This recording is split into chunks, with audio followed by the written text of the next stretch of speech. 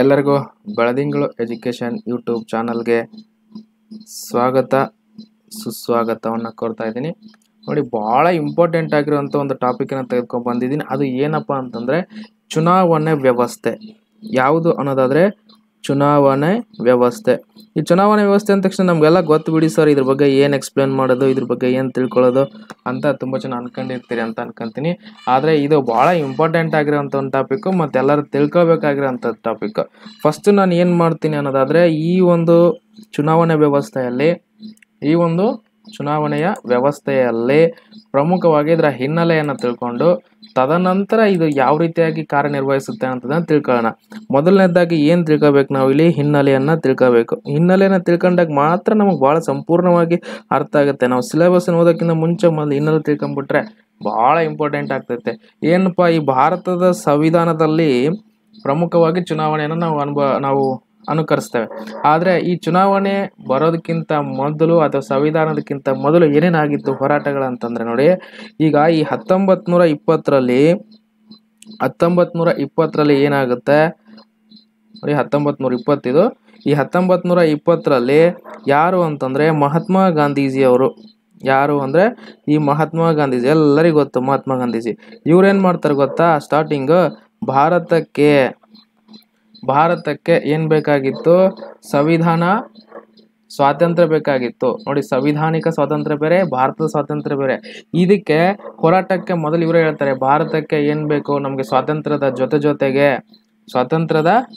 ಜೊತೆಗೆ ಏನು ಬೇಕು, ಭಾರತೀಯರಿಂದ ರಚಿತವಾಗಿರುವಂಥ ಭಾರತ ಸಂವಿಧಾನ ಬೇಕು ಅನ್ನೋ ಒಂದು ಹೋರಾಟವನ್ನು ಪ್ರಪ್ರಥಮ ಬಾರಿಗೆ ಮಾಡಿದಂಥ ವ್ಯಕ್ತಿ ಯಾರು, ಮಹಾತ್ಮ ಗಾಂಧೀಜಿಯವರು. ಯಾವಾಗ 1920ರಲ್ಲಿ ಈ ಹೋರಾಟವನ್ನು ಮಾಡ್ತಾರೆ. ಹಾಗಾದರೆ ಅದರ ನಂತರ ಯಾರು ಮತ್ತೆ ಪ್ರಮುಖವಾಗಿ ಇಲ್ಲಿ ಕಂಡು ಬರ್ತಾರೆ ಅನ್ನೋದಾದರೆ ಈ 1934ರಲ್ಲಿ ಎಂ.ಎನ್. ರಾಯ್ ಅವರು ಇವರು ಬಹಳ ಪ್ರಮುಖವಾದ ಒಂದು ಏನು ಮಾಡ್ತಾರೆ, ಇಲ್ಲಿ ಪ್ರಮುಖ ಪಾತ್ರವನ್ನು ವಹಿಸ್ತಾರೆ. ಇವರು ಹೇಳ್ತಾರೆ, ಸಂವಿಧಾನಕ್ಕೆ ಏನು ಬೇಕು ಅಂದರೆ ಸ್ವಾತಂತ್ರ್ಯದ ಜೊತೆಗೆ ಏನು ಬೇಕು, ಒಂದು ಸಂವಿಧಾನ ರಚನಾ ಸಮಿತಿ ಬಗ್ಗೆ ಬೇಕು ಅಂತೇಳಿ ಅದರ ಅಗತ್ಯತೆಯನ್ನು ಇವ್ರು ಏನು ಮಾಡ್ತಾರೆ, ಇಲ್ಲಿ ಪ್ರಮುಖವಾಗಿ ಇವರು ಇಲ್ಲಿ ತಮ್ಮ ಅಗತ್ಯತೆಯನ್ನು ಇಲ್ಲಿ ಪ್ರತ್ಯುತ್ತರವನ್ನು ಪಡಿಸ್ತಾರೆ. ಹಾಗೆ ಇವರ ನಂತರವಾಗಿ 1934 ಮತ್ತು ಇಲ್ಲಿ 1935, ಈ 1935 ಏನಾಗಿತ್ತು, ಭಾರತ ಸರ್ಕಾರ ಕಾಯ್ದೆ ಅಂತ ನಾವು ಇಲ್ಲಿ ಹೇಳ್ತೀವಿ. ಈ 1935 ಭಾರತ ಸರ್ಕಾರ ಕಾಯ್ದೆಯಲ್ಲಿ ಹಲವಾರು ಸೆಕ್ಷನ್ಸ್ಗಳಿದ್ವು, ವಿಧಿಗಳಿದ್ವು. ಹೌದಾ, ಈ ಭಾರತ ಸರ್ಕಾರ ಕಾಯ್ದೆ ಬಗ್ಗೆ ಈಗ ನಾನು ಎಕ್ಸ್ಪ್ಲೇನ್ ಮಾಡಿದ್ದೀನಿ. ಈಗ ನೋಡಿ, ಈ 1935ರಲ್ಲಿ ಏನು ಮಾಡ್ತಾರಪ್ಪ ಅಂದರೆ ರಾಷ್ಟ್ರೀಯ ಕಾಂಗ್ರೆಸ್ ಪಕ್ಷ ಏನು ಮಾಡುತ್ತೆ, ಈ ಒಂದು ಹೇಳಿಕೆಯನ್ನ ಅಂದರೆ ಈ ಇಬ್ಬರು ಒಂದು ಮಹಾನ್ ನಾಯಕರ ಹೇಳಿಕೆಯನ್ನು ಏನು ಮಾಡುತ್ತೆ, ಇದು ಬೆಂಬಲವನ್ನು ನೀಡುತ್ತೆ. ಯಾವಾಗ, 1935ರಲ್ಲಿ. ಜೊತೆಗೆ 1936ರಲ್ಲಿ ಯಾರು ಅಂತಂದರೆ ಜವಾಹರ್ಲಾಲ್ ನೆಹರು ಅವರು ಏನು ಮಾಡ್ತಾರೆ, ಈ ಒಂದು ಹೇಳಿಕೆಯನ್ನು ಹೆಚ್ಚಿನ ರೀತಿಯಲ್ಲಿ ಪ್ರೋತ್ಸಾಹವನ್ನು ಕೊಡ್ತಾರೆ. ಹೀಗೆ ಭಾರತಕ್ಕೆ ಸ್ವಾತಂತ್ರ್ಯದ ಜೊತೆಗೆ ಏನು ಬೇಕು, ಭಾರತ ಸಂವಿಧಾನದ ರಚನೆಗೆ ಸಮಿತಿಯ ಬಗ್ಗೆ ಇಲ್ಲಿ ಅವರು ಹೆಚ್ಚಿನ ಪ್ರಾಶಸ್ತ್ಯವನ್ನು ಕೊಡ್ತಾರೆ. ನಾನು ಈಗ ಹೇಳ್ತಿರೋದು ಚುನಾವಣಾ ವ್ಯವಸ್ಥೆ ಬಗ್ಗೆ. ಬಟ್ ಆದರೆ ಇದನ್ನೇ ಕೇಳ್ತಾ ಇದ್ದೀರ ಅಂತ ಸ್ವಲ್ಪ ಜನರ ತಲೆ ಕೊರಿತಾ ಇದ್ರು ಕೂಡ ಇದರ ಹಿನ್ನೆಲೆ ಏಕೆ ಅನ್ನೋಂಥದ್ದನ್ನು ತುಂಬ ಡೆಪ್ತಾಗಿ ತಿಳ್ಕೊಳ್ಳೋಂಥ ಒಂದು ಪ್ರಯತ್ನವನ್ನು ಮಾಡೋಣ ಅನ್ನೋ ದೃಷ್ಟಿಕೋನದಿಂದ ನಾನು ಹೇಳ್ತಾ ಇದ್ದೀನಿ. ಸ್ವಲ್ಪ ನಿಮಗೆ ಬೋರ್ ಅನಿಸಿದ್ರೂ ಕೂಡ ಇದನ್ನು ನೀವು ತಿಳ್ಕೊಳ್ಳೇಬೇಕಾಗುತ್ತೆ, ಯಾಕಂದರೆ ಇದು ನಿಮಗೆ ಒಳ್ಳೆಯದು ಅಂತ ಹೇಳಕ್ಕೆ ಇಷ್ಟಪಡ್ತೀನಿ. ಈಗ ಇಷ್ಟೊಂದು ಹೋರಾಟಗಳಿತ್ತು, ಓಕೆನಾ. ಎಲ್ಲ ಮಹಾನ್ ಗಣ್ಯ ನಾಯಕರು, ವ್ಯಕ್ತಿಗಳು ಈಗಾಗಲೇ ಭಾರತಕ್ಕೆ ಏನು ಬೇಕಾಗಿತ್ತು, ಸ್ವಾತಂತ್ರ್ಯ ಬೇಕಿತ್ತು, ಸ್ವಾತಂತ್ರ್ಯದ ಜೊತೆಗೆ ಸಂವಿಧಾನ ರಚನಾ ಸಮಿತಿ ಅವಶ್ಯಕತೆಯನ್ನು ಒಪ್ಪಿದ್ರು. ಹೀಗಿರಬೇಕಾದ್ರೆ 1940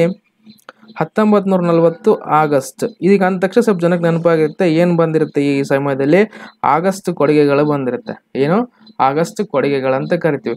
ಇದು ಏನು ಮಾಡುತ್ತೆ, ಒಪ್ಪಿಗೆಯನ್ನು ಕೊಡುತ್ತೆ. ಓಕೆ, ನಾವು ನಿಮಗೆ ಒಪ್ಪಿಗೆ ಕೊಡ್ತೀವಿ, ನೀವು ಏನು ಮಾಡ್ಬೋದು ಅಂತಂದರೆ ಸಂವಿಧಾನ ರಚಿಸ್ಕೋಬೋದು ಅಂತ ಒಪ್ಪಿಗೆ ಕೊಡುತ್ತೆ. ಈ ಒಂದು ಒಪ್ಪಿಗೆ ಮೂಲಕ 1942ರಲ್ಲಿ ಇದು ಭಾರತಕ್ಕೆ ಆಗಮಿಸುತ್ತೆ.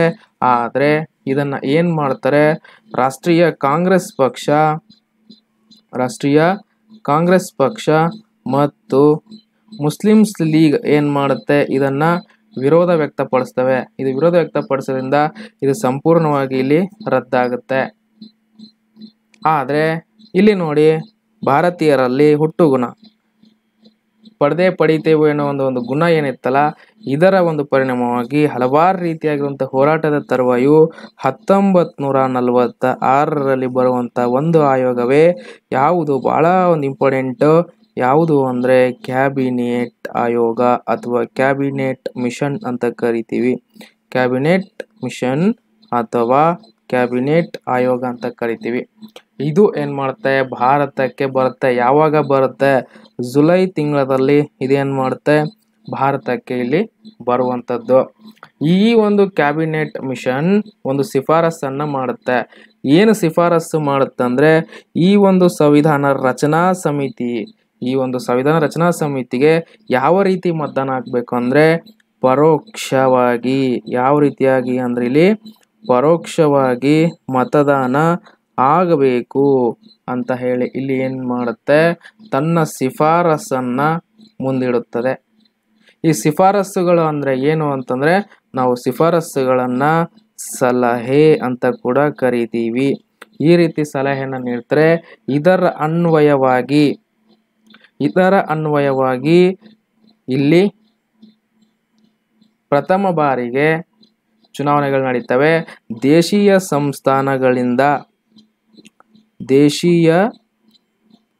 ಸಂಸ್ಥಾನಗಳಿಂದ ಎಷ್ಟು ಜನ ಆಯ್ಕೆ ಆಗ್ತಾರೆ? 93 ಜನ ಆಯ್ಕೆ ಆಗ್ತಾರೆ. ಅದೇ ರೀತಿಯಾಗಿ ಪ್ರಾಂತೀಯ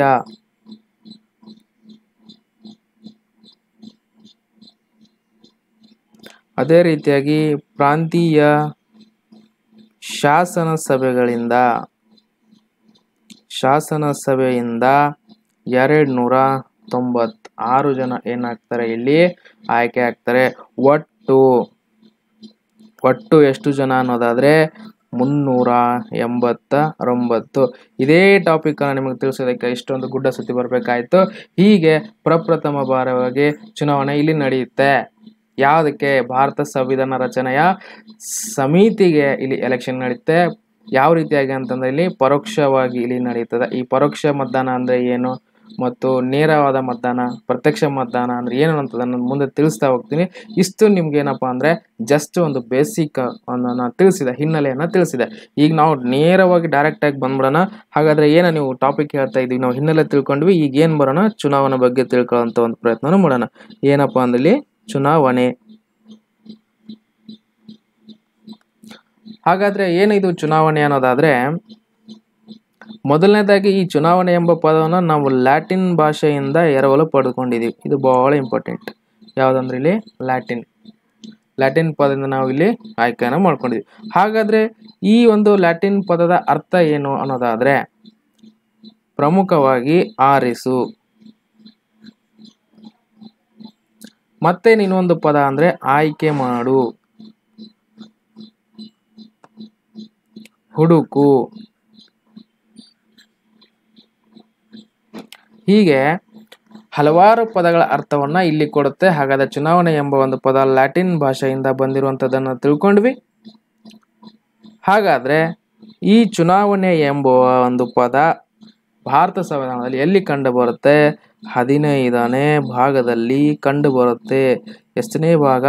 15ನೇ ಭಾಗದಲ್ಲಿ ಕಂಡು ಬರುತ್ತೆ.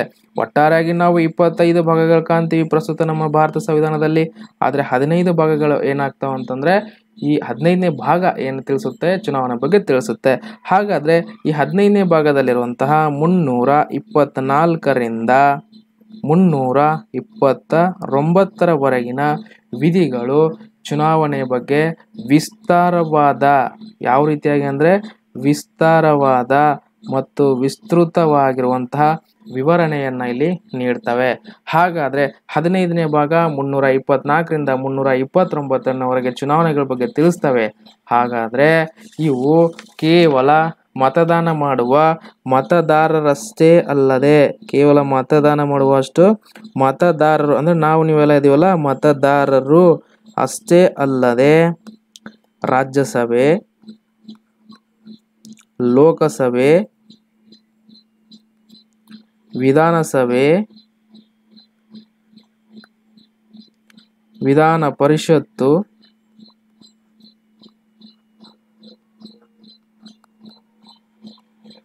ಮತ್ತು ರಾಷ್ಟ್ರದ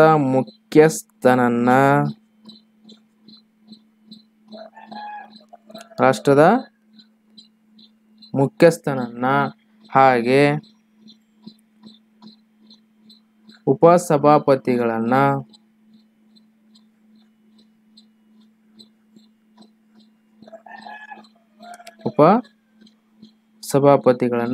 ಹೀಗೆ ಭಾರತ ಸಂವಿಧಾನದಲ್ಲಿ ಚುನಾವಣಾ ವ್ಯವಸ್ಥೆ ಎಲ್ಲಿವರೆಗೂ ಇದೆ ಎಲ್ಲವುಗಳ ವಿವರಣೆಯನ್ನ ಈ ಒಂದು ಭಾಗ ಮತ್ತು ಈ ವಿಧಿಗಳಲ್ಲಿ ಒಳಗೊಂಡಿರ್ತವೆ. ಹಾಗಾದ್ರೆ ನಮಗೆ ಪ್ರಮುಖವಾಗಿ ಬೇಕಾಗಿರೋದು 324ನೇ ವಿಧಿ ಏನನ್ನ ತಿಳಿಸುತ್ತೆ ಅನ್ನೋದಾದ್ರೆ, ಈ 324ನೇ ವಿಧಿ ಏನ್ ತಿಳಿಸುತ್ತೆ? ಈ ಒಂದು ಚುನಾವಣಾ ಆಯೋಗ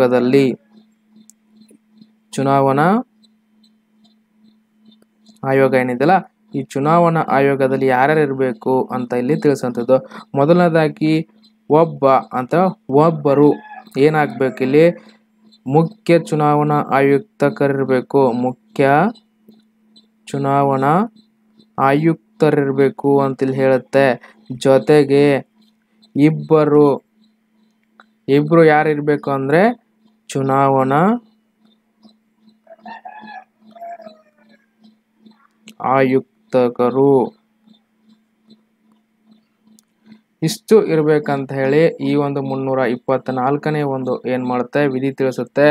ಆದ್ರೆ ಇಲ್ಲಿ ಏನ್ ಮಾಡ್ತಾರೆ? 1990ರಲ್ಲಿ ಏನಾಗುತ್ತೆ? ದಿನೇಶ್ ಗೋಸ್ವಾಮಿ ಅವರ, ಯಾರು ಅಂತಂದ್ರೆ ದಿನೇಶ್ ಗೋಸ್ವಾಮಿ. ಈ ದಿನೇಶ್ ಗೋಸ್ವಾಮಿ ವರದಿ ಪ್ರಕಾರ ಹೇಳ್ತಾರೆ, ಈ ರೀತಿಯ ಏಕಸದಸ್ಯ ಪೀಠ ಇದ್ರೆ ಸಮಸ್ಯೆ ಆಗುತ್ತೆ. ಹಾಗಾಗಿ ಏನ್ ಮಾಡ್ಬೇಕು ಇಲ್ಲಿ? ಬಹುಸದಸ್ಯ ಪೀಠ ಬೇಕು ಅಂತಿಲ್ಲಿ ಅಭಿಪ್ರಾಯವನ್ನ ಅಥವಾ ಶಿಫಾರಸನ್ನ ಇಲ್ಲಿ ಮಾಡುತ್ತೆ. ಯಾವುದು ಅಂದ್ರೆ 1990ರ ದಿನೇಶ್ ಗೋಸ್ವಾಮಿಯವರ ಒಂದು ಸಮಿತಿ. ಈಗ ಈ ಒಂದು ಅನ್ವಯವಾಗಿ ನಾವು ಪ್ರಸ್ತುತವಾಗಿ ಏನನ್ನ ಹೊಂದಿದೀವಿ ಅಂದ್ರೆ ತ್ರಿಸದಸ್ಯ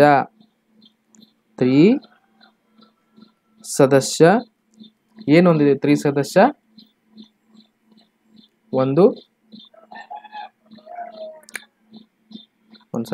ತ್ರಿಸದಸ್ಯ ಒಂದು ಚುನಾವಣಾ ಆಯುಕ್ತರನ್ನ ನಾವಿಲ್ಲಿ ಹೊಂದಿದ್ದೀವಿ.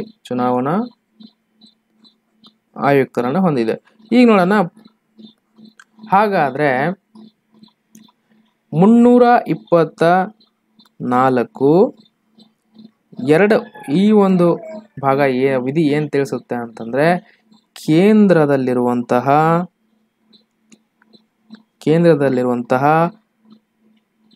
ಸಚಿವ ಸಂಪುಟದ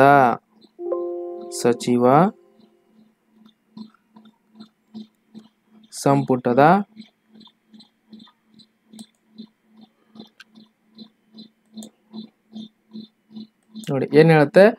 324(2) ಇಲ್ಲಿ ಏನ್ ತಿಳಿಸುತ್ತೆ ಅಂದ್ರೆ, ಕೇಂದ್ರ ಸಚಿವ ಸಂಪುಟದ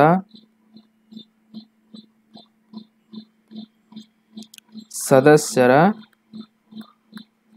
ಸಲಹೆ ಮೇರೆಗೆ ಏನ್ ಮಾಡ್ಬೇಕಂತಂದ್ರೆ, ರಾಷ್ಟ್ರಪತಿ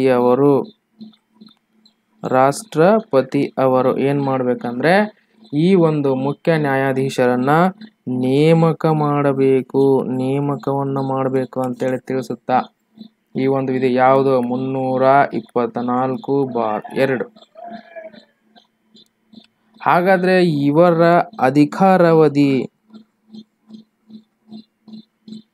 ಇವರ ಒಂದು ಅಧಿಕಾರಾವಧಿ ಏನಿತ್ತು?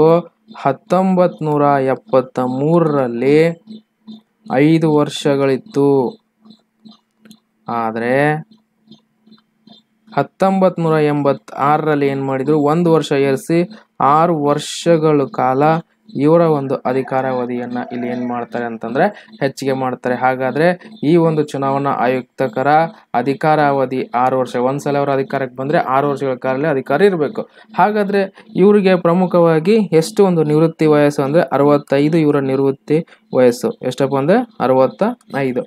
ಹಾಗಾದ್ರೆ ಅಧಿಕಾರಕ್ಕೆ ಇರುವ ಅಂದ್ರೆ ಈ ಒಂದು ಆಯುಕ್ತರ ಹುದ್ದೆಗೆ ಏರ್ಬೇಕಾದಾಗ ಅವರ ವಯಸ್ಸು 55 ಇತ್ತಂತಂದ್ರೆ ಅವರು ಮುಂದಿನ 6 ವರ್ಷಗಳ ಅವಧಿವರೆಗೆ ಇಲ್ಲಿ ಏನ್ ಮಾಡಬೇಕು, ಅಧಿಕಾರದಲ್ಲಿರ್ಬೇಕು. ಅಕಸ್ಮಾತ್ ಅವರಿಗೆ 62 ಆಗಿತ್ತು ಅನ್ಕೊಳ್ಳೋಣ ವಯಸ್ಸು. ಹಾಗಾದ್ರೆ ಅವರು 6 ವರ್ಷಗಳ ಕಾಲ, ಮುಂದಿನ 6 ವರ್ಷಗಳ ಕಾಲ ಅವ್ರ ಅಧಿಕಾರದಲ್ಲಿ ಇರಕ್ ಬರಲ್ಲ. ಯಾಕಂದ್ರೆ ಅವರ ನಿವೃತ್ತಿ ವಯಸ್ಸು 65 ಆಗುತ್ತೆ. ಹಾಗೆ 65 ಆದ ತಕ್ಷಣ ಅವರು ತಮ್ಮ ಒಂದು ಅಧಿಕಾರದಿಂದ ಇಲ್ಲಿ ಕೆಳಗೆ ಇಳಿಬೇಕು. ಈ ರೀತಿಯಾಗಿ ಏನ್ ಮಾಡ್ತಾರೆ ಅಂತಂದ್ರೆ ಒಂದು ನಿವೃತ್ತಿ ಒಂದು ಕಂಡು ಬರುತ್ತೆ. ಹಾಗಾದ್ರೆ ನಮಗೆ ಪ್ರಮುಖವಾಗಿ ನಾವು ಚುನಾವಣೆ ಬಗ್ಗೆ ನಾವು ಮಾತಾಡ್ತಾ ಇರ್ಬೇಕಾದಾಗ ನಮಗೆ ಪ್ರಮುಖವಾಗಿ ಕಂಡು ಬರೋದು ಯಾವುದಂದ್ರೆ ಮತದಾನ ಪತ್ರ. ಈ ಮತದಾನ ಪತ್ರ ಅಂದ್ರು ಒಂದೇ, ವೋಟರ್ ಐ ಡಿ ಅಂದ್ರು ಕೂಡ ಅಷ್ಟೇ. ಮತದಾನ ಆದಷ್ಟೇ ಮತ್ತೆ ವೋಟರ್ ಐ ಡಿ.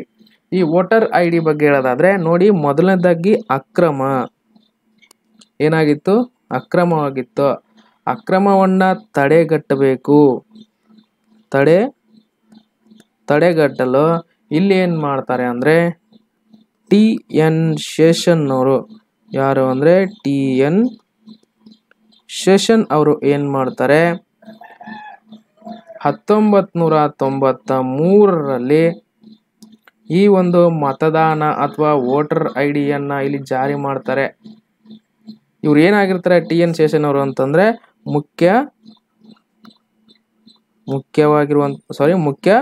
ಚುನಾವಣಾ ಆಯುಕ್ತರಾಗಿರ್ತಾರೆ ನೋಡಿ. ಮುಖ್ಯ ಚುನಾವಣಾ ಆಯುಕ್ತರು ಆಗಿರ್ತಾರೆ ಯಾರು, ಟಿ.ಎನ್. ಶೇಷನ್ ಅವರು. ಯಾವಾಗ 1993ರಲ್ಲಿ ಇವರು ವೋಟರ್ ಐ ಡಿಯನ್ನ ಏನ್ ಮಾಡ್ತಾರೆ, ಇಲ್ಲಿ ಜಾರಿಗೆಯನ್ನ ಇಲ್ಲಿ ತೆಗೆದುಕೊಂಡ್ಬರ್ತಾರೆ. ಮುಂದೆ ಎಂ.ಎಸ್. ಗಿಲ್ ಅವರು ಬರ್ತಾರೆ. ಮುಂದೆ ಯಾರಪ್ಪ ಅಂತಂದ್ರೆ ಎಂ.ಎಸ್. ಗಿಲ್. ಇವ್ರು ಏನ್ ಮಾಡ್ತಾರೆ ಅಂದ್ರೆ ಪ್ರತಿ ಸರ್ತಿ ಎಲೆಕ್ಷನ್ಗೆ ಹೋಗ್ಬೇಕಾದಾಗ ಈ ಮತದಾರರ ಒಂದು ಚಿತ್ರ ಅಥವಾ ಪಟವನ್ನ ಅಥವಾ ಈ ಒಂದು ಕಾರ್ಡನ್ನ ಕಡ್ಡಾಯವಾಗಿ ಮತಗಟ್ಟೆಯಲ್ಲಿ ಏನ್ ಮಾಡ್ಬೇಕು, ಇದನ್ನ ತೋರಿಸ್ಬೇಕಂತ ಹೇಳಿ ಇದನ್ನ ಏನ್ ಮಾಡ್ತಾರೆ, ಈ ರೂಲ್ಸ್ ಅನ್ನ ಜಾರಿ ಮಾಡ್ತಾರೆ. ಈ ಒಂದು ವೋಟರ್ ಐ ಡಿಯಲ್ಲಿ ಏನಿರುತ್ತೆ, ಹೆಸರು ಇರುತ್ತೆ, ತಮ್ಮ ಒಂದು ಹೆಸರು ಇರುತ್ತೆ, ತಂದೆ ಮತ್ತು ತಾಯಿ ಹೆಸರು ಇರುತ್ತೆ, ಜೊತೆಗೆ ಜನ್ಮ ದಿನಾಂಕ, ಏನಿರುತ್ತೆ ಅಲ್ಲಿ ಜನ್ಮ ದಿನಾಂಕ ಮತ್ತು ಅವರ ಭಾವಚಿತ್ರ ಏನ್ ಮಾಡುತ್ತೆ ಇದರಲ್ಲಿ ಕಂಡು ಬರುತ್ತೆ. ಇದರಿಂದ ಏನ್ ಮಾಡ್ಬೋದು ಅಂತಂದ್ರೆ ಇಲ್ಲಿ ಅವರನ್ನ ಕಂಡು ಹಿಡಿಬಹುದು ಆಗಿರೋದ್ರಿಂದ ಈ ಒಂದು ಮತದಾರರ ಪತ್ರ ಅಥವಾ ವೋಟರ್ ಐ ಡಿ ಅಂತೂ ಇಲ್ಲಿ ಕಂಡುಹಿಡಿದು ಇದು ಬಹಳ ಪ್ರಮುಖವಾಗುತ್ತೆ. ಹಾಗಾದ್ರೆ ಮುಂದೆ ಕಂಡು ಬರೋದು ಯಾವುದು ಅಂತಂದ್ರೆ ಇವಿಎಂ.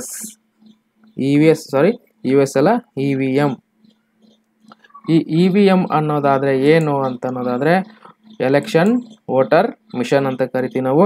ವಿದ್ಯುನ್ಮಾನ ಯಂತ್ರ ಅಂತ ಕೂಡ ಕರಿತೀವಿ ಕನ್ನಡದಲ್ಲಿ.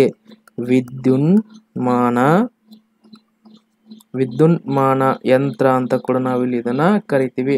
ಹಾಗಾದ್ರೆ ಇದನ್ನ ಪ್ರಪ್ರಥಮ ಬಾರಿಗೆ 1998ರಲ್ಲಿ ಇದನ್ನ ಪ್ರಥಮ ಬಾರಿಗೆ ಬಳಕೆಗೆ ತೆಗೆದುಕೊಂಡ್ಬರ್ತಾರೆ. ಏನ್ ಮಾಡ್ತಾರೆ 1994ರಲ್ಲಿ ತಗೊಂಡ್ಬರ್ತಾರೆ. ಆದ್ರೆ ದೇಶಾದ್ಯಂತ 2004ರಲ್ಲಿ ಇದರ ಬಳಕೆಗೆ ಇಲ್ಲಿ ಬರುವಂತದ್ದು. ಯಾವಾಗ ಅಂದ್ರೆ 2004ರಲ್ಲಿ ದೇಶಾದ್ಯಂತ ಇಲ್ಲಿ ಏನ್ ಮಾಡ್ತಾರೆ ಅಂತಂದ್ರೆ ಈ ಒಂದು ಬಳಕೆನ ಮಾಡ್ತಾರೆ. ಯಾವುದು ಅಂದ್ರೆ ವಿದ್ಯುನ್ಮಾನ ಯಂತ್ರ ಅಥವಾ ಏನು ಈ ಒಂದು ಮಿಷನ್, ಈ ಎಲೆಕ್ಷನ್ ಏನಿದೆ ಈ ಒಂದು ಎಲೆಕ್ಷನ್ಗೆ ಏನ್ ಮಾಡ್ತಾರೆ, ಈ ವಿದ್ಯುನ್ಮಾನ ಯಂತ್ರವನ್ನ ಬಳಕೆಗೆ ಇಲ್ಲಿ ತೆಗೆದುಕೊಂಡು ಬರ್ತಾರೆ. ಯಾವಾಗ 2004ರಲ್ಲಿ. ಬಟ್ 1998ರಲ್ಲಿ ಏನ್ ಮಾಡ್ತಾರೆ, ಕೆಲವೊಂದಿಷ್ಟು ನಿರ್ದಿಷ್ಟವಾದ ಪ್ರದೇಶಗಳಲ್ಲಿ ಬಳಕೆಯನ್ನ ಮಾಡಿ ಅದರ ಫಲಿತಾಂಶವನ್ನು ಇಲ್ಲಿ ನೋಡುವಂಥದ್ದು. ಹಾಗಾದ್ರೆ ನೋಡಿ, ಇಲ್ಲಿ ಈ ಎಲೆಕ್ಷನ್ನ ಒಂದು ನೋಡಿದಾಗ ನಾವು ಫಸ್ಟ್ ಎಲ್ಲಿ ಹೋಗ್ಬೇಕು ಅನ್ನೋದಾದ್ರೆ ಮತಗಟ್ಟೆಗೆ ಹೋಗ್ತೀವಿ. ಮತಗಟ್ಟೆಗೆ ಹೋದ್ಮೇಲೆ ನಾವು ಫಸ್ಟ್ ಚುನಾವಣಾ ಅಧಿಕಾರಿ ಇರ್ತಾರೆ. ಒಬ್ಬ ಚುನಾವಣಾ ಅಧಿಕಾರಿ ಏನ್ ಮಾಡ್ತಾರೆ, ನಮ್ಮನ್ನ ಸೆಕ್ಯೂರಿಟಿ ಪರ್ಪಸ್ ಆಗಿ ಚೆಕ್ ಮಾಡ್ತಾರೆ. ಮತ್ತೆ ಏನ್ ಮಾಡ್ತಾರೆ, ಅಲ್ಲಿ ನಮ್ಮ ಮತದಾನದ ಕಾರ್ಡ್ ಅನ್ನ ನಾವು ಏನ್ ಮಾಡ್ಕೊಳ್ತೀವಿ ಅಂತಂದ್ರೆ ಪರಿಶೀಲನೆಗೆ ಒಳಪಡಿಸ್ತೀವಿ. ಎರಡನೇ ಒಬ್ಬ ಮತಗಟ್ಟೆ ಅಧಿಕಾರಿ ಇರ್ತಾನೆ. ಆತ ಏನ್ ಮಾಡ್ತಾನೆ, ಶಾಹಿಯನ್ನ ಹಚ್ತಾನೆ. ಈ ಶಾಹಿ ಅನ್ನ ಅಂದ್ರೆ ಇದು ಇಂಕ್ ಅಂತ ಹೇಳ್ತೀವಿ. ಇದನ್ನ ಎಲ್ಲಿ ತಯಾರಿಸ್ತಾರಪ್ಪ ಅಂದ್ರೆ ಮೈಸೂರಿನಲ್ಲಿ ಇದನ್ನ ತಯಾರಿಸ್ತಾರೆ ನೋಡಿ. ಮೈಸೂರಿನಲ್ಲಿ ಮಾತ್ರ ಇದನ್ನು ತಯಾರಿಸ್ತಾರೆ. ಏಕೈಕ ಪ್ರದೇಶ ಇದು, ಮೈಸೂರಿನಲ್ಲೇ ತಯಾರಿಸ್ತಾರೆ. ಆದರೆ ಪ್ರಮುಖವಾಗಿ ನಮಗೆ ಕಂಡು ಬರೋದು ಯಾರಂದ್ರೆ ಮೂರನೇ ಅಧಿಕಾರಿ. ಈ ಮೂರನೇ ಅಧಿಕಾರಿ ಏನಾಗ್ತಾನೆ, ಇಡೀ ಟೋಟಲ್ ಅನ್ನ ಹ್ಯಾಂಡಲ್ ಮಾಡ್ತಾನೆ. ಯಾಕೆ ಅಂತಂದ್ರೆ ಈ ಒಂದು ಮಿಷನ್ ಅಲ್ಲಿ ಪ್ರಮುಖವಾಗಿ 2 ಭಾಗಗಳು ಕಂಡು ಬರ್ತವೆ. ಒಂದು ಯಾವುದು ಅನ್ನೋದಾದ್ರೆ ಒಂದು ಕಂಟ್ರೋಲಿಂಗ್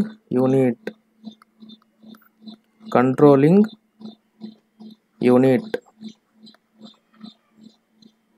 ಎರಡನೆಯದು ಯಾವುದು, ಬ್ಯಾಲೆಟಿಂಗ್ ಯೂನಿಟ್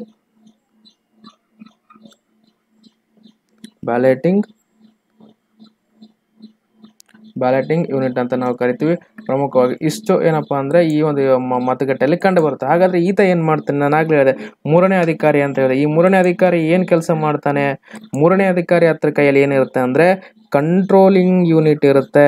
ಏನಿರುತ್ತೆ ಆತನ ಕೈಯಲ್ಲಿ, ಕಂಟ್ರೋಲಿಂಗ್ ಯೂನಿಟ್ ಇರುತ್ತೆ. ನೀವು ರಹಸ್ಯ ಮತದಾನ ಮಾಡ್ಬೇಕಂತ ನೀವು ಮತಗಟ್ಟೆ ಮಿಷನ್ ಪಕ್ಕ ಹೋದ ತಕ್ಷಣ ಈತ ಏನ್ ಮಾಡ್ತಾನೆ, ಕಂಟ್ರೋಲಿಂಗ್ ಯೂನಿಟ್ ಅಲ್ಲಿ ಓಕೆ ಬಟನ್ ಪ್ರೆಸ್ ಮಾಡ್ತಾನೆ. ಆಗ ನಿಮ್ಮ ಮುಂದೆ ಇರುವಂತ ಬ್ಯಾಲೆಟಿಂಗ್ ಪೇಪರ್ ನಿಮ್ಮ ಮುಂದೆ ತೆಗೆದುಕೊಳ್ಳುತ್ತೆ. ಅಲ್ಲಿ ಏನ್ ಮಾಡಬಹುದು ಅಂತಂದ್ರೆ ನಿಮ್ಮ ಮತವನ್ನ ಚಲಾಯಿಸಬಹುದು. ಬ್ಯಾಲೆಟಿಂಗ್ ಪೇಪರ್ ನಲ್ಲಿ ನೀವು ನೀಲಿ ಬಣ್ಣದ ಗುರುತು ಇರ್ತದೆ, ಮುಂದೆ ಒಬ್ಬ ಅಭ್ಯರ್ಥಿ ಇರ್ತಾನೆ, ಅಭ್ಯರ್ಥಿಯ ಹೆಸರು ಇರುತ್ತೆ ಇಲ್ಲಿ. ಹಾಗಾಗಿ ಇಲ್ಲಿ ಕ್ರಮ ಸಂಖ್ಯೆ ಇರುತ್ತೆ, ಆತನ ಇಲ್ಲಿ ಚಿಹ್ನೆ ಇರುತ್ತೆ, ಇಲ್ಲಿ ನೀಲಿ ಬಟನ್ ಇಲ್ಲಿ ಇರುತ್ತೆ. ಈ ನೀಲಿ ಬಟನ್ ಒತ್ತುವ ಮೂಲಕ ಇಲ್ಲಿ ಒಂದು ಸೈರನ್ ಹೊಡ್ಕೊಳ್ಳುತ್ತೆ. ಇದನ್ನ ನಾವು ಬ್ಯಾಲೆಟಿಂಗ್ ಪೇಪರ್ ಅಂತ ಕರಿತೀವಿ. ಈ ಒಂದು ಪ್ರಕಾರವಾಗಿ ಕಂಡು ಬರುವಂತೆ ಇದನ್ನ ನಾವು ಏನಂತ ಕರಿತೀವಿ, ಅಲ್ಲಿ ಕಂಟ್ರೋಲಿಂಗ್ ಯೂನಿಟ್ ಅಲ್ಲಿ ಓಕೆ ಒತ್ತಿದಾಗ ಇಲ್ಲಿ ಬ್ಯಾಲೆಟಿಂಗ್ ಪೇಪರ್ ಅಲ್ಲಿ ನೀಲಿ ಬಣ್ಣದ ಒತ್ತುವ ಮೂಲಕ ನಾವು ವೋಟನ್ನ ಹಾಕಬಹುದು. ಹೀಗೆ ಕಂಟ್ರೋಲಿಂಗ್ ಯೂನಿಟ್ ಮತ್ತು ಬ್ಯಾಲೆಟಿಂಗ್ ಯೂನಿಟ್ಗಳು ಇಲ್ಲಿ ಕಂಡು ಬರ್ತವೆ. ಹಾಗಾದ್ರೆ ಈ ಒಂದು ಇವಿಎಂ ಮಿಷನ್ ಇಂದ ಏನೇನು ಉಪಯೋಗಗಳಿದಾವೆ ಅನ್ನೋದಾದ್ರೆ, ಮೊದಲನೇದಾಗಿ ಅಕ್ರಮವನ್ನ ತಡೆಗಟ್ಟಬಹುದು. ಎರಡನೇದಾಗಿ ಏನ್ ಮಾಡಬಹುದು ಅನ್ನೋದಾದ್ರೆ, ಇಲ್ಲಿ 5 ಸೆಕೆಂಡಿಗೆ ಒಂದ್ಸಲ ಏನ್ ಮಾಡಬಹುದು, ಈ ಒಂದು ಎಲೆಕ್ಷನ್ನಲ್ಲಿ 5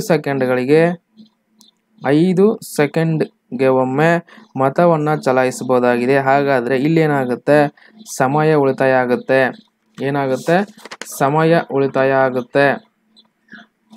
ಒಂದ್ ಸೆಕೆಂಡ್ ಹಾಗೆ ಇರಿ, ಸ್ಕ್ರೋಲಿಂಗ್ ಆ ಕಡೆ ಹೋಯ್ತಿದ್ದು ನೋಡಿ. ಹಾಗಾಗಿ ಏನಾಗುತ್ತೆ, ಇಲ್ಲಿ ಸಮಯ ಉಳಿತಾಯ ಆಗುತ್ತೆ. ಮತ್ತೆ ಏನಾಗಬಹುದು ಅನ್ನೋದಾದ್ರೆ ಹಣದ ಉಳಿತಾಯ ಆಗುತ್ತೆ. ಯಾಕಂದ್ರೆ ಬ್ಯಾಲೆಟಿಂಗ್ ಪೇಪರ್ಗಳನ್ನ ಅಂದ್ರೆ ಮೊದಲನೇದಾಗಿ ಏನಾಗ್ತಿತ್ತಪ್ಪ ಅಂದ್ರೆ ಅವುಗಳನ್ನ ಸೀಲ್ ಹಾಕೋದ್ರ ಮೂಲಕ ಓಟ್ ಹಾಕ್ಬೇಕಾಗಿತ್ತು. ಅದರಿಂದ ತುಂಬಾ ಹಣ ವ್ಯಯ ಆಗ್ತಿತ್ತು. ಆದ್ರೆ ಈಗ ಏನಾಗುತ್ತೆ, ಯಾವುದೇ ಹಣದ ವ್ಯಯ ಆಗೋದಿಲ್ಲ. ಹಾಗಾಗಿ ಇಲ್ಲಿ ಹಣ ಉಳಿತಾಯ ಆಗುತ್ತೆ, ಮತ್ತೆ ಶ್ರಮ ಉಳಿತಾಯ ಆಗುತ್ತೆ. ನೋಡಿ, ಶ್ರಮ ಅಂದ್ರೆ ಅವುಗಳ ಎಣಿಕೆ ಕಾರ್ಯಕ್ರಮ ಬಹಳ ಕಷ್ಟ ಆಗ್ತಿತ್ತು, ಆದ್ರೆ ಇದು ಮಿಷನ್ ಆಗಿರೋದ್ರಿಂದ ತುಂಬಾ ಈಸಿ ಆಗುತ್ತೆ. ಜೊತೆಗೆ ಬಹಳ ಪ್ರಮುಖವಾಗಿ ಯಾರಿಗಪ್ಪ ಅಂತಂದ್ರೆ ಇಲ್ಲಿ ಅನಕ್ಷರಸ್ಥರಿಗೆ ತುಂಬಾ ಉಪಯೋಗವಾಗುವಂಥದ್ದು. ಇದು ಅನಕ್ಷರಸ್ಥರಿಗೆ ತುಂಬಾ ಉಪಯೋಗ ಆಗುತ್ತೆ. ಯಾಕಂದ್ರೆ ಅವರು ಭಾವಚಿತ್ರವನ್ನು ನೋಡ್ತಾರೆ, ಭಾವಚಿತ್ರವನ್ನು ನೋಡ್ಕೊಂಡು ಏನ್ ಮಾಡ್ತಾರೆ, ಒಂದು ವೋಟಿಂಗ್ ಅನ್ನ ಹಾಕೋದಕ್ಕೆ ತುಂಬಾ ಈಸಿ ಆಗುತ್ತೆ. ಹಾಗಾದ್ರೆ ಈಗ ಪ್ರಮುಖವಾಗಿ ಕಂಡು ಬರುವಂತದ್ದು ಏನು ಅಂತಂದ್ರೆ ನೋಡಿ, ಈ ಒಂದು ಚುನಾವಣೆಯಲ್ಲಿ ಪ್ರಮುಖವಾಗಿ 4 ಭಾಗಗಳು ಕಂಡು ಬರ್ತಾವೆ. ಎಷ್ಟೇ ಅಂತಂದ್ರೆ 4 ಭಾಗಗಳು ಕಂಡು ಬರ್ತವೆ. ಮೊದಲನೇದು ಯಾವುದು ಅಂತಂದ್ರೆ ಸಾರ್ವತ್ರಿಕ ಮತದಾನ ಅಥವಾ ನೀವು ಇಲ್ಲಿ ಚುನಾವಣೆ ಅನ್ಕೋಬಹುದು. ಒಂದ್ ಸೆಕೆಂಡ್. ಓಕೆ, ಇಲ್ಲಿ ನೋಡಿ ನೀವೇನ್ ಅನ್ಕೋಬಹುದು, ಇದನ್ನ ಸಾರ್ವತ್ರಿಕ ಚುನಾವಣೆ.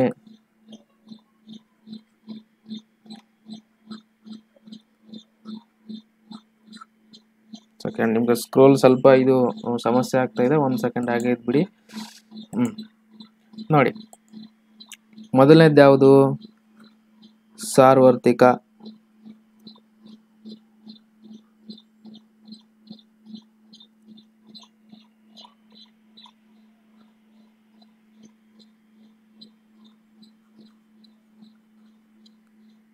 ಎರಡನೇದು ಯಾವ್ದು ಕಂಡು ಬರುತ್ತೆ, ಮರು ಚುನಾವಣೆ ಕಂಡು ಬರುತ್ತೆ. ನೋಡಿ,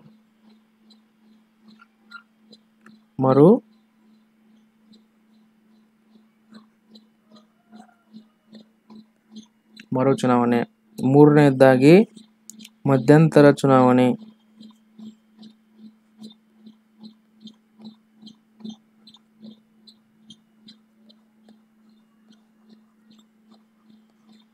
ನಾಲ್ಕನೆಯದಾಗಿ ಉಪಚುನಾವಣೆ.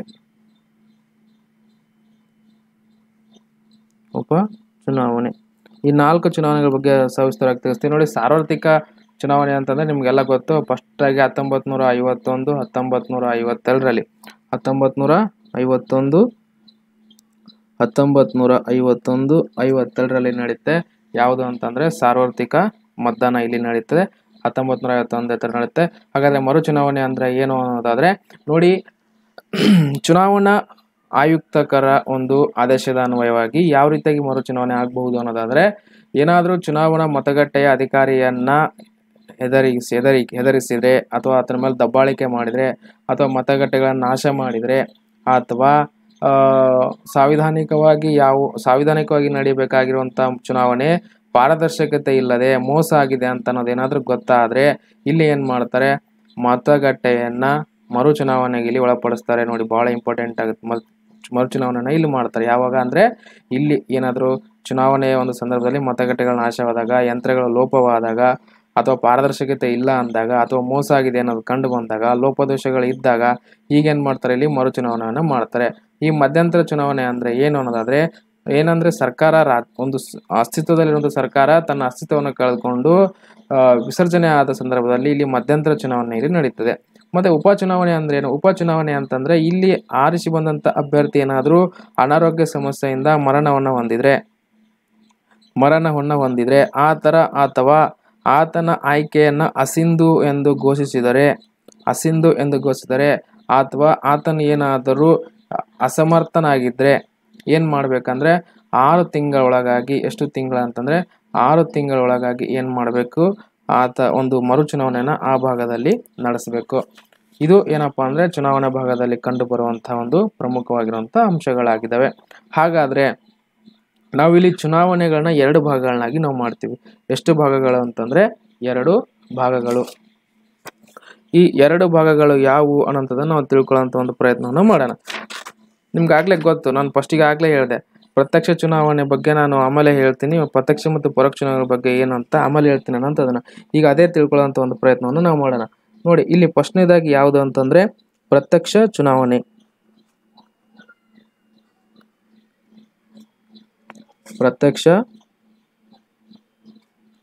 ಚುನಾವಣೆ. ಎರಡನೇದಾಗಿ ಯಾವುದು ಕಂಡು ಬರುತ್ತೆ, ಪರೋಕ್ಷ ಚುನಾವಣೆ.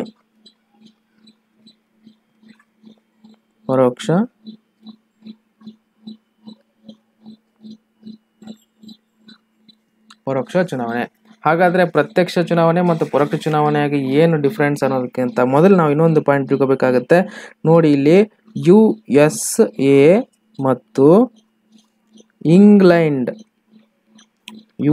ಮತ್ತು ಇಂಗ್ಲೆಂಡ್ನಲ್ಲಿ ಕೆಳಮನೆಯ ಯಾವುದು ಅಂತಂದ್ರೆ ಇಲ್ಲಿ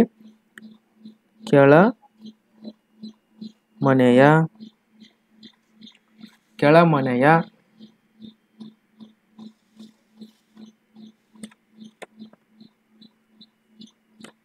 ಸದನದಲ್ಲಿ, ಕೆಳಮನೆಯಾಗಿರುವಂತಹ ಸದನದಲ್ಲಿ ಏನ್ ಮಾಡ್ತಾರೆ ಅಂತಂದ್ರೆ ಯಾವ ರೀತಿ ಎಲೆಕ್ಷನ್ ನಡೆಯುತ್ತೆ, ಇಲ್ಲಿ ಪ್ರತ್ಯಕ್ಷ ಮತದಾನದ ಮೂಲಕ ಇಲ್ಲಿ ಚುನಾವಣೆ ನಡೆಯುತ್ತೆ. ಆದ್ರೆ ಭಾರತದಲ್ಲಿ ಪ್ರಮುಖವಾಗಿ ಎಲ್ಲಿ ಅನ್ನೋದಾದ್ರೆ ಭಾರತದಲ್ಲಿ ಎಲ್ಲೆಲ್ಲಿ ಕಂಡು ಬರುತ್ತೆ ಅಂತಂದ್ರೆ ಒಂದ್ ಸೆಕೆಂಡ್ ಲೋಕಸಭೆ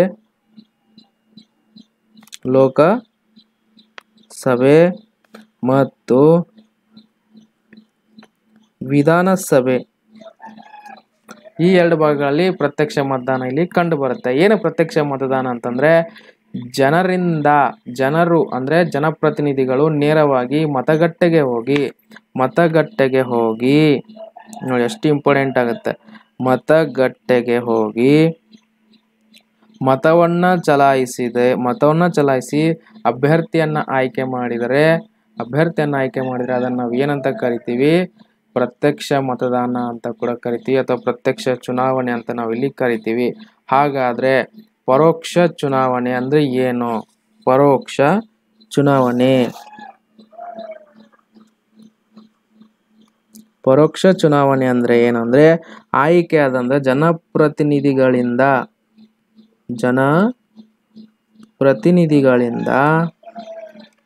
ಆಯ್ಕೆಯಾಗಿರುವಂತಹ ವ್ಯಕ್ತಿ ರಾಷ್ಟ್ರದ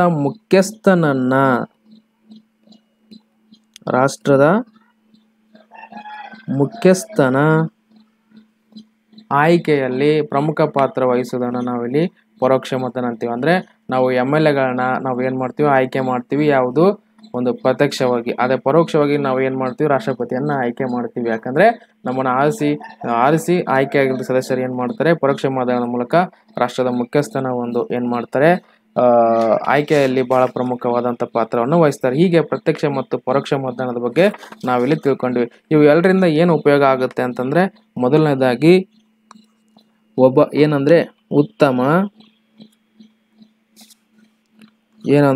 ಉತ್ತಮ ಮತ್ತು ಅರ್ಹತೆ ಉಳ್ಳಂತಹ ವ್ಯಕ್ತಿಯನ್ನ ಆಯ್ಕೆ ಮಾಡಿದಾಗುತ್ತೆ. ಹೌದಾ? ಅದೇ ರೀತಿಯಾಗಿ ಇಲ್ಲಿ ಏನ್ ಮಾಡುತ್ತೆ, ಜನರಲ್ಲಿ ರಾಜಕೀಯ ಪ್ರಜ್ಞೆ ಬೆಳೆಯುತ್ತದೆ. ಏನಾಗುತ್ತೆ, ರಾಜಕೀಯ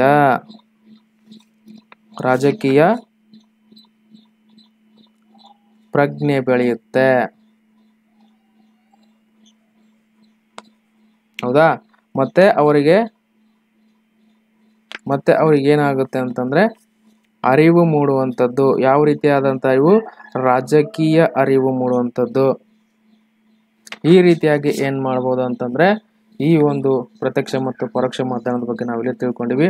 ನಾನು ಇಷ್ಟಕ್ಕೆ ಇಲ್ಲಿ ವಿಡಿಯೋಗೆ ಸ್ಕಿಪ್ ಮಾಡ್ತೀನಿ, ಯಾಕಂದ್ರೆ ಇನ್ನೂ ಲೆಂತ್ ಆಗಿ ಹೇಳ್ಬೋದು. ಇನ್ನೂ ನಮಗೆ ಪಕ್ಷಾಂತರ ನಿಷೇಧ ಕಾಯ್ದೆ ಬರುತ್ತೆ, ಮತ್ತೆ ಇಲ್ಲಿ ಪ್ರಮುಖವಾಗಿ ತಿದ್ದುಪಡಿಗಳು ಬರ್ತವೆ. ಇನ್ನೂ ಹಲವಾರು ಅಂಶಗಳು ತಿಳ್ಕೊಬೇಕು. ಅವುಗಳನ್ನ ನಾವು ಏನು ಮಾಡೋಣಪ್ಪ ಅಂತಂದರೆ ಮುಂದಿನ ಒಂದು ತರಗತಿಯಲ್ಲಿ ತಿಳ್ಕೊಳ್ಳೋಂಥ ಒಂದು ಪ್ರಯತ್ನವನ್ನು ಮಾಡೋಣ. ಇಷ್ಟು ಏನಪ್ಪ ಅಂತಂದರೆ ಮುಂದಿನ ಒಂದು ತರಗತಿಯಲ್ಲಿ ಇನ್ನುಳಿದಂಥ ಭಾಗಗಳ ಬಗ್ಗೆ ತಿಳ್ಕೊಳ್ಳೋಂಥ ಒಂದು ಪ್ರಯತ್ನ ಮಾಡೋಣ. ನಿಮಗೆ ಈ ವಿಡಿಯೋ ಇಷ್ಟ ಆಗಿತ್ತಂದರೆ ನೀವು ಏನು ಮಾಡಬೇಕಂತಂದರೆ ಲೈಕನ್ನು ಮಾಡಬೇಕು. ಅದೇ ರೀತಿಯಾಗಿ ಏನು ಮಾಡಿ ನಿಮ್ಮ ಫ್ರೆಂಡ್ಸ್ಗಳಿಗೂ ಕೂಡ ಶೇರ್ ಮಾಡಿ ಅಂತ ಹೇಳ್ತೀನಿ. ಮತ್ತೆ ಮುಂದಿನ ಒಂದು ತರಗತಿಯಲ್ಲಿ ಸಿಗೋಣ. ಅಲ್ಲಿವರೆಗೂ